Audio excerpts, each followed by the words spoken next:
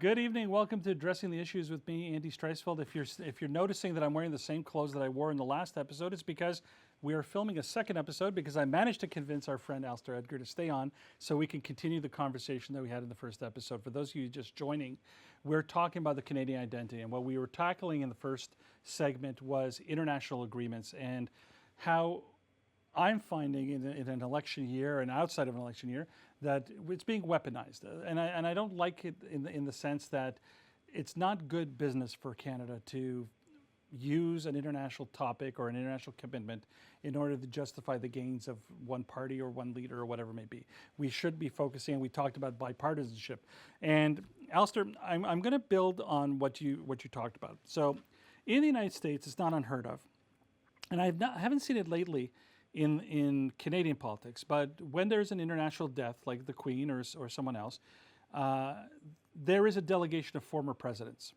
And in a way, it's a sign to a foreign country that you have respect by bringing foreign presidents, foreign leaders from different regimes, different ages in to pay their respects. In the case of international agreements like NATO, anniversary of NATO, or the climate accords, the Paris Accords, or whatever it may be, when a country does not bring its best and brightest or its most vocal, who are people who are willing to do stuff, are we really doing a disservice to ourselves? Yeah, that's a really easy answer. To some extent, it's a disappointing answer, but yes, there are certainly meetings where people don't expect presidents and prime ministers to be attending. They expect relevant ministers to be attending because they are the ministers or the minister's staff who have particular technical expertise. So the Convention on Biological Diversity, whose headquarters is in Montreal, when they're having their annual meetings, they don't expect prime ministers to be showing up. It's not that kind of an agenda. But if you have a major international conference where states are supposed to be signing something new, it is noticed, it is seen who is attending and who isn't. And I'll give you one very quick anecdotal. I was part of the World Humanitarian Summit that was held in Istanbul, in Turkey. And while we all worked very hard, this was to get countries to make major commitments to support humanitarian issues, humanitarian causes, funding for humanitarian support. Very, very few state leaders showed up to this event. It was second, if you want, second level ministers. Ministers are still important, but it was second level ministers. And it was abundantly clear right from the start that nobody was serious about having any lasting effects from that conference. So the signaling of who is sent does matter. Of course, at most big conferences, agreements have been kind of hashed out in advance. It's not that prime ministers or presidents show up and negotiate an agreement, but if a meaningful agreement is supposed to be signed, they are supposed to show up. So we now talk about Canada, and we are a multicultural state, and I think that's one of the greatest strengths that we have in the world.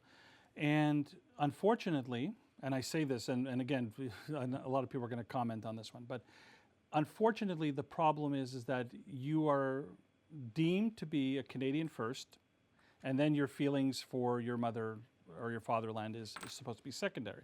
So in the case where we spoke about the Ukraine just previously, where we had bipartisanship, all the political parties at one point was in total agreement about how Ukraine needed our support. We needed to be pro-Ukraine. We had to help. We had to build. We had to share. We had to give that commitment and then help our Polish and Ukrainian brothers and sisters and whatever it may be. And what happens is then the needs of that culture permeates down into the opposition, it permeates down into the cabinet. And then decisions are made that end up leading to loggerheads. How do we, with international thought in mind, because I don't want to talk about Canadian politics, but I want to talk about the international theater, how do we go forward being a multicultural society, having very different cultures and very different nationalities within our borders, that makes us stronger. However, when they come to the cabinet table or when they come to the opposition caucus tables, they could be seen as derailing our identity and not allowing us to be the best possible country we can be. Sure.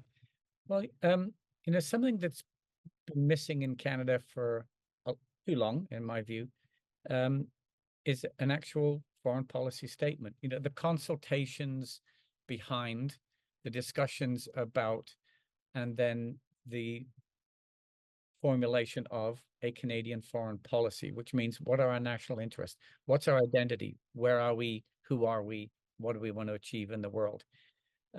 We've had a defense white paper, strong, secure, engaged. We've had an international development policy, the feminist international assistance policy, but we have not, for decades now, had a Canadian, if you want, white paper on defense. And we can say that, white papers or any kind of major review like that is almost obsolete by the time it is published, because the world changes. But you need to have some consultation and some common agreement on a sense of identity and purpose.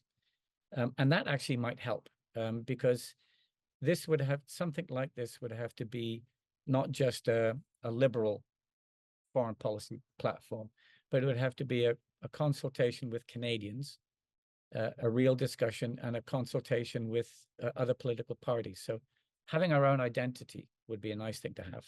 All right, let's take a commercial break. We're going to come back on the Canadian identity. We'll talk more about this idea of a strong message, because I'd like to take you in different directions to our cousins down south of us and see, do we emulate what they want to do or do something differently? So we're going to come back here. We're going to be back on addressing the issue in just a few moments.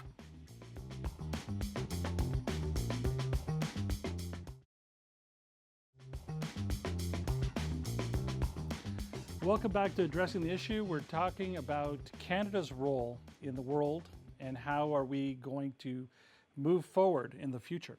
And we've broached this subject now, so I want to bring it up here about the direction of a message. Now, I don't want to take this tongue in cheek and make too much fun of it, but are we missing out on the traditional, I don't want to call it a communist, but almost like a totalitarian regime where the dictator will come on once a year and says, this year we will do this and we will do that and we'll be in this, that, and the other thing, and we'll be great and it will be fantastic, and that is my word, and that's what we have said, and that is the goal of our government. Meanwhile, every year we have a throne speech, and we have, down south, they have the State of the Union address, or when the president feels that the president wants to say something, the president takes time. I have not remembered in any recent history, and now I'm in my mid-50s now, and I cannot remember the frequency, if any, that a Canadian Prime Minister took to the airways and gave that impromptu, let's talk about what's going on in this subject, and here's how we're going to do this, and we're going to take care of this. Are we missing that grandiose, Secretary General speech to the party, or are we missing out on taking the president's Tuesday night interrupting a football game type of thing just to pass a message along? Yeah, and nobody watches CPAC. That's right. Yeah, I hope we never get to a Kim Jong-un 5-hour speech, North Korean leader, or Vladimir Putin's speech. I think it would be a useful, I think simply getting up and speaking, having Prime Minister Trudeau or whoever the Prime Minister of a time would be, getting up to give a message other than, a Christmas message or something relatively harmless, goodwill to everybody, that kind of stuff. I think that, again, unless it's prepared, opens up space for more politicking. It's going to be, me coming back to what I said before. It would be a really useful exercise in Senate and in the House of Commons to have a debate about Canadian foreign policy. Because if we can arrive at an agreement, a general set of agreement, what are our priorities? Who are we? Democracy, liberal democracy, whatever. Who are we? What are our values? What do we want to promote? If we can have that where all the parties agree on it, at least the major parties agree on it, then it will remove or reduce the amount of politicking, because it's pretty hard for a leader of the opposition to criticize a prime minister for then pursuing a policy that the leader of the opposition has already agreed to in advance.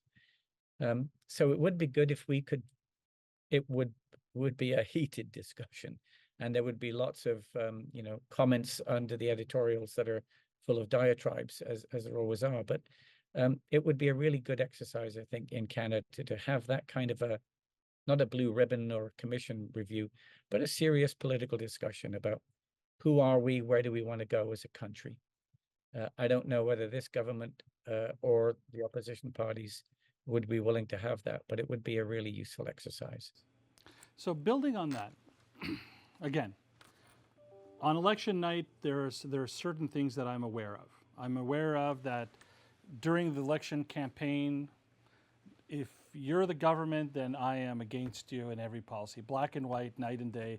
There's no middle ground. We can never see eye to eye. I have to have this ground and you need to have this ground, and that's all there is. Then you have an election, you have a government. And now the smoke clears, the seats are counted, who's going to be my partner, who's not going to be my partner. And now we begin the politicking, okay, where it's like, maybe we'll get some jobs done, maybe we won't get it done. Now, let's talk about us, you and I. We're in the international community. I'm out there doing what I do for in the environment and recycling. You're out there and you're part of international, delegations. So now they look at us. And maybe have we ever asked the question, do they actually tell us how we're doing, or do they not tell us how we're doing? Like how are we perceived internationally when we talk about international agreements, when we talk about multiculturalism deriving our decision on who we support and who we don't support, or what issue is more germane than the other? Like, how are we judged by our contemporaries outside of our country? Mm-hmm. Well, I'll run you through a few different things, and I'll try to make sure I go across party lines, right? So we're not pro one or anti one party or anything like that.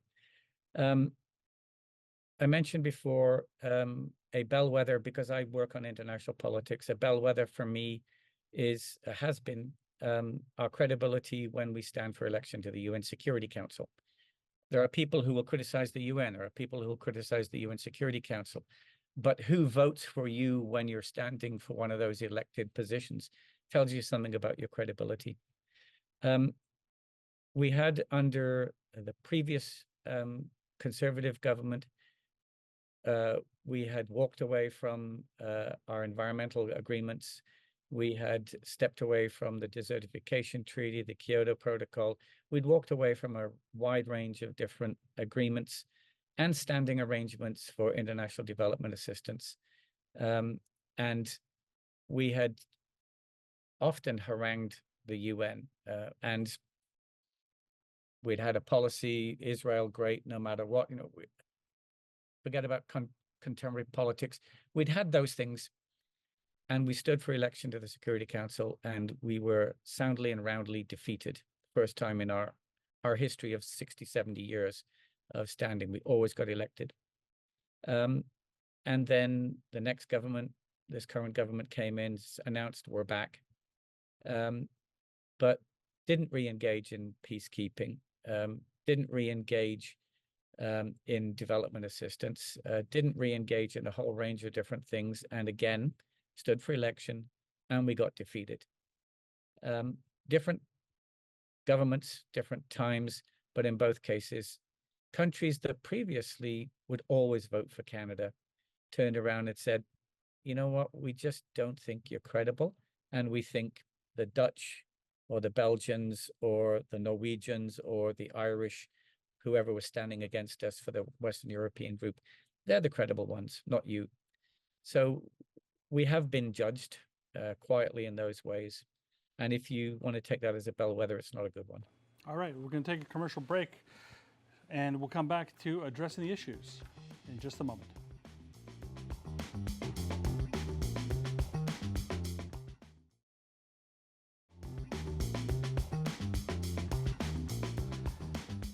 All right, welcome back to Addressing the Issues here with me, Andy Streisfeld, Alistair Edgar, Professor, Associate Dean of the Balsillie School of Governance. Sorry, it's a great name, but I can't pronounce it.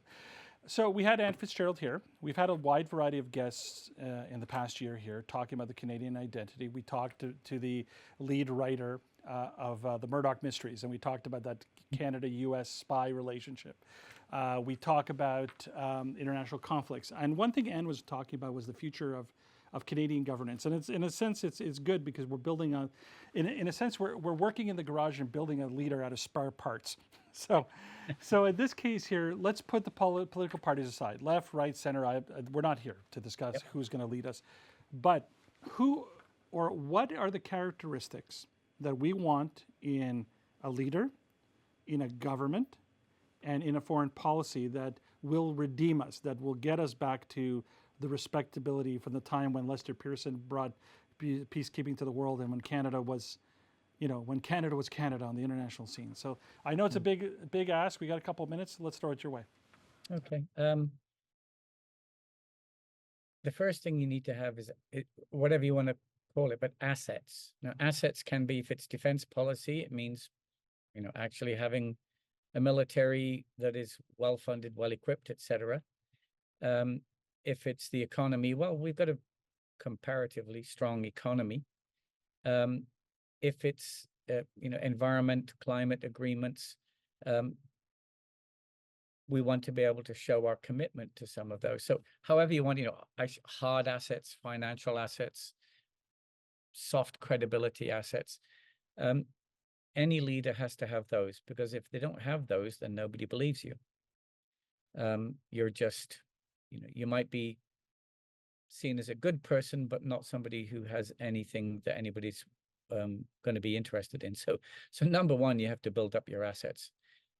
Attached to that, you have to understand this is why, again, why I think we need to have a discussion of what our priorities are. What assets do we need for what goals? If we have those, I think we have professional politicians. By and large, our political leaders are real career political people. They're not just, flown in from outside, a TV actor or a local billionaire or any of those kind of things. They're real professional politicians. So number one, have a professional political leader, somebody with emotional maturity. That sounds like a very woke kind of concept, but somebody who is willing to reach across the aisle and listen to the other side and willing to say, okay, I need you to tell me what you think. Again, I like to call them leaders because they're meant to lead. So stop listening to public opinion polls and doing what you think will get you the vote. Once you're in office, try leading. And if that means taking some risks and being unpopular with even members of your own party, that to me would be an example of maturity. These are the things that we need. This isn't all that popular with my party, but it is necessary for Canada, and lead your party with that. So I think that's what I'd like to see. I'm still waiting to see it, but I'd like to see it. All right. So the Canadian identity is built on icons. Our country, its natural beauty, defines Canada. The Mounties being one of, I still think they are, but at the time, the most elite police force in the world. They always got their person, right? So we are now in the 21st, heading to the 22nd century. We do not need aircraft carriers, or maybe we do, you gotta tell me. We don't need the state-of-the-art stealth B-2 bombers or whatever it may be. We have the assets that we have. So we have the leadership, we have a government that will support that leader. Now, what else do we need on the international stage to reclaim our glory? Mm-hmm. Willingness to take risks and sometimes fail. And again, that comes back to having bipartisan support. This is a policy that we think we need to pursue. This may or may not work, but we need to pursue it. And if it doesn't work, then that doesn't come back into sort of school child bickering inside of domestic politics. I could say, I should say, if we want to be an Arctic nation, which obviously we are, and we want to exercise sovereignty in the Arctic, we need to be able to show that we're there. And right now we don't have those assets to do that. But I think having the right kind of people with the relevant assets attached to everybody agreeing what our priorities are, that's kind of what I'd like to see. Maybe I'm just, an academic idealist and that kind of thing. But I think I understand that's a hard political thing to achieve too. So I don't want to derail your argument. You've made some very solid points on being Canadian and the Canadian identity. So now the question is, I'm going to be the defeatist for the moment. Is it time that we look at the European model, and is it time that we have a North American continental government, and it is now the North American Union of Mexico, Canada, and the United States, if it could be allowed, but I don't think so because they're spending a lot of money to build a wall against our border. So I take it they don't want us then. But if let's say that was the case, would we be better off? Would our identity and would our power be stronger if we were part of a continental union, or are we still way far away from that and we still can sustain ourselves on the international scene as being the Canadian entity? I think that the power differential in Europe versus that in North America is quite large. You've got Germany on the one side and Luxembourg on the other, but still, the Europeans are more or less equal in their power. Canada and the United States, in terms of its money, in terms of its military, etc., we'd be highly unequal partners. We'd be extremely junior partners who get to do things based on the goodwill occasionally of a big brother to the south. And we've seen that that's not very reliable. So, I think the agreements that we've got in place, like them or dislike them, FTA, NAFTA, now US Mexico agreement, which we now like to call USMACA, those kind of agreements are probably what we need to stick with. And I think we're better recognizing that we've got a heritage that includes Europe, includes North America, and increasingly includes almost every other part of the world. All right. Quick rapid fire question. In our lifetime, in the next 10, 20 years, let's call it, let's not make it morbid. We'll just say next 10, 20 years. I'm getting old. Okay, there we go. And our viewership is getting older. So, Canada on the Security Council, yes, no? Yes, 20 years from now. No, not in the next 5. Canadian Secretary General? No, not allowed to be. No? Okay. In the UN, not allowed to be. No, okay. Canadian Commander of or Secretary General of NATO? Very unlikely because we don't have the assets. All right. Rapid fire, thank you so much, Alistair Edgar, Associate Dean. And guest to our show numerous times. I'm going to invite you again. I will. So I'm for happy those, to be here, Andy. Thank you. So those of you who, I hope you really enjoyed the show. I really did. The key here is to understand where we're heading as a country and where we're heading as a nation. There is always a temptation when you hear comments from so-called news sources or fake news or whatever you want to call it, the right wing, the ultra left, or whatever it may be. But at the end of the day, the truth of the lie is that we are Canadian and we need to be seen as Canadian, not only in our own country, but elsewhere. And I will fight that battle because I sincerely believe it doesn't matter who your government or leader is. We are all Canadians and we are all ambassadors of this country, and we need to grow to make ourselves stronger and better than any others because we deserve it. We fought, and we continue to fight for our place in the world.